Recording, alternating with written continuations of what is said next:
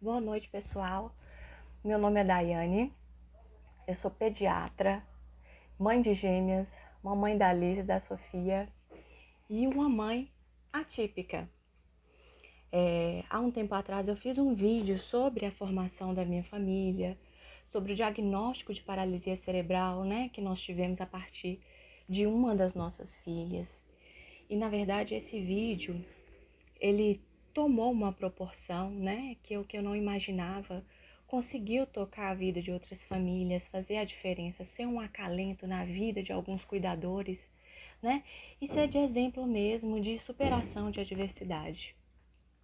Então hoje eu queria falar um pouquinho sobre um projeto que eu e a minha filha estamos dispostas a fazer, que é de amparar outras famílias e cuidadores, que estejam em momentos de angústia e a gente poder dar um norte, um acalento para essas pessoas e aproveitar esse momento mais contemplativo do Natal para falar um pouco sobre família, Deus, sobre a adversidade e qual o papel do sofrimento nas nossas vidas.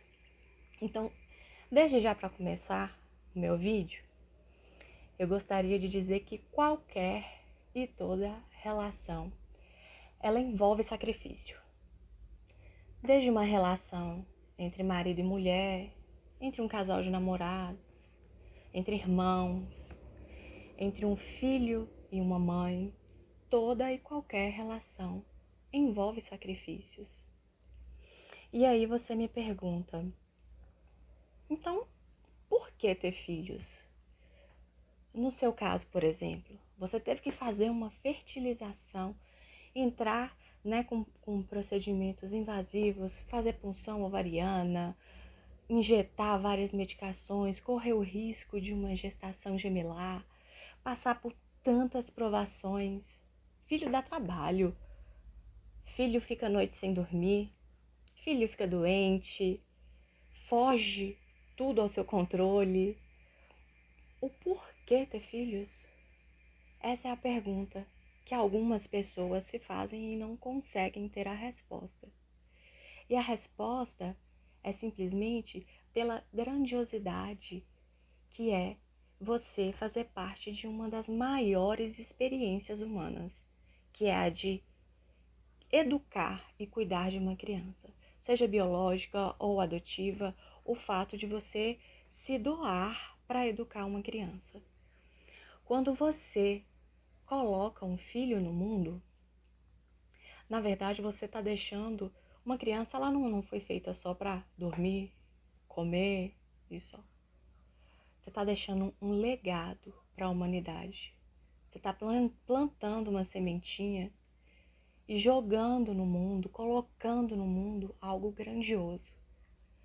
Cada criança que nasce, cada filho que vem ao mundo, é como se fosse uma pecinha minúscula de um quebra-cabeça gigante que é a humanidade. Cada filho que vem ao mundo é a manifestação concreta de um amor entre uma família, do amor real de Deus. E aí você me fala, mas não teria um pouco de romantismo nisso tudo que você está me dizendo? Na verdade, não tem romantismo. Eu já me peguei em vários momentos, dentre a maternidade, ainda mais com a maternidade atípica, cuidando de uma criança com paralisia cerebral. Meu dia a dia, a minha rotina é bem diferente de uma rotina de uma bebê, que não tenha nenhuma doença. É fono, é TO, são muitas atividades. Eu brinco que a minha bebê tem 5 meses e cumpre uma agenda de um adulto. Então eu já me deparei em vários momentos, ao final do dia, sentada na cama e chorando e perguntando como que eu dei conta? E me questionando, será que eu vou dar conta amanhã? Então, na verdade, a questão não é romantizar um processo de maternidade ou da vivência de uma doença dentro do núcleo familiar. Na verdade, é deixar aquele modelo de sentimentalismo, que é o quê? O sentimentalismo é aquele modelo de vida embasado no prazer, né? No eu faço o que me dá prazer, o que me faz bem. Isso, na verdade, você se coloca num terreno completamente infértil, não produtivo, que não produz nada à humanidade, e a vida acaba que ela vai ficando sem sentido. Então, você se doar em prol de algo ou de alguém é algo muito grandioso. Então, eu coloco muito que a felicidade, ela está, na verdade, na capacidade de você administrar a dor.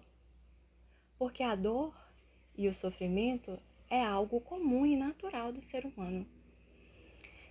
Eu costumo usar muito a metáfora de dois escritores que eu acho assim incríveis. Um deles se chama Rubem Alves e ele escreveu o livro chamado Ostra Feliz Não Faz Pérola. Na verdade, qual que é a metáfora que ele faz? A ostra, ela é um molusco minúsculo, indefeso, que fica no mar e não viveria muito por si só. Ela se abriga dentro de uma ostra e se protege dentro dessa ostra. E o que acontece? Dentro desse núcleo protegido, a ostra não produz grandes coisas. Mas a partir do momento que tem um agente externo causando dor, tirando essa ostra da zona de conforto, ela produz uma substância que cristaliza e forma a pérola, né? Ou seja, é uma metáfora do sofrimento te tirando da zona de conforto e te colocando a produzir algo, né? E outro escritor que eu acho muito incrível, na verdade, foi uma história real de um psiquiatra judeu, né, chamado Viktor Frankl, que ele, na verdade, ele viveu uma experiência real. Ele foi colocado num centro de concentração nazista. E o que acontece? Ele vivia a todo momento situações extremas de preocupação em ser exterminado a qualquer momento, privação de sono, maus tratos, violência. E aí ele começou a notar o quê? Que na verdade existiam dois grupos, né? Aquelas pessoas que se entregavam àquele sofrimento, àquela adversidade, se desumanizava, começava a se entregar à vida. Não tinha um propósito e vivia, segundo ele, como animais. E já tinha um outro grupo de pessoas que pegava daquela adversidade e dava um sentido maior àquilo. Tinha um propósito. O propósito dele, por exemplo, ele achou sentido em dar sentido à vida de outras pessoas, que é o que eu me identifico hoje. Dar sentido, né? Ver o sentido em dar sentido à vida de outras pessoas. Então, essas pessoas que tinham um propósito maior de vida e um entendimento daquela adversidade, eram pessoas que elas conseguiam sobreviver, elas conseguiam passar por aquele momento. E ele colocou que o sentido da vida está basicamente em 3 pilares. Em que ele coloca que é amar uma pessoa, servir a um ideal, e um terceiro que eu acho que o que mais se encaixa assim no nosso dia a dia e na minha vida atual, que ele coloca aceitar o sofrimento inevitável da vida. Que é o quê? Nós, seres humanos, nós estamos propensos a sofrimentos, a adversidades, a todo e a qualquer momento. Nós não viemos ao mundo para viver um período de férias, que a qualquer vírgula que fuja do nosso controle, a gente simplesmente perca o sentido. Muito pelo contrário, ele coloca o sentido como esse gatilho transformador do ser humano, coloca o sofrimento como uma trama que é necessária e presente na vida de todo mundo. E a pessoa que não entende que o sofrimento é algo inevitável da vida, ela vive no mar de murmúrio, de reclamações, não consegue produzir e fica estagnada. Então, o que eu quero mais deixar para quem esteja passando por qualquer adversidade é esse entendimento, essa aceitação, né? E eu ainda falo mais, a gente pode fazer uma analogia, né, desse sentido da vida e dessa entrega e sentir o sofrimento, fazer uma analogia com a própria vida de Jesus Cristo, que foi um Deus que se encarnou como homem, né? E veio até nós aqui na Terra sabendo de um sofrimento inevitável, se jogou, se crucificou, passou por todas as provações em prol de um legado gigantesco que está aí até nos dias de hoje e para sempre e muda a vida de tantas pessoas. Isso é dar um sentido, isso é deixar um legado, isso é fazer do sofrimento e da adversidade um tesouro. E, na verdade, ele coloca como essa adversidade como a maior força, né, motivadora do ser humano. Então, o que eu proponho? Eu proponho que cada um de nós, quando acordar pela manhã, a gente vai se fazer uma pergunta. Eu sou um instrumento de Deus. O que Deus quer de mim para o dia de hoje? O que eu posso melhorar como pessoa? O que eu posso fazer além pelo meu próximo? Para que eu vim ao mundo? O que Deus me fez de tão especial e de diferente que eu possa fazer de diferença na vida de outras pessoas? Então, esse é o ponto-chave.